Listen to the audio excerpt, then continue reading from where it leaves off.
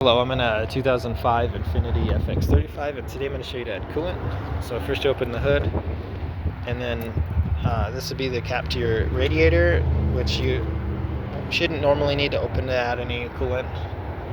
And then this would be the main reservoir that you ever need to add to.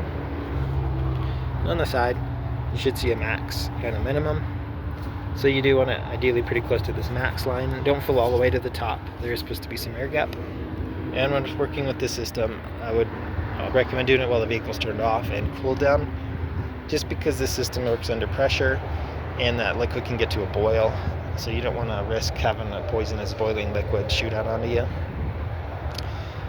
With that said, to access this, you'll just unscrew, and then with your liquid jug, you can fill directly with a funnel, and try to use ideally the same type you've been using and match the same color if you can help it.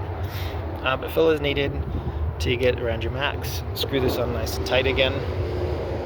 And if you do need to check here, you'll just push down and it twists about twice, and then it should pop right out and you'll see coolant right there. And I would double check around your engine bay and underneath the car for any coolant puddling. Since the system works under pressure, you can check that too by turning the vehicle on, and then you'd start to see some puddling around if there is an issue under the car or around the line, like the lines going into the motor or the radiator. And a way to tell that apart from like water condensation, for example, is it should have a slight coloration to it. It'd have a slight sweetness smell, and you don't really want it on your skin, but say you have a glove. If you feel it, it'll feel slightly more slick than what water would feel like. But I hope this was helpful. Hope you have a wonderful day.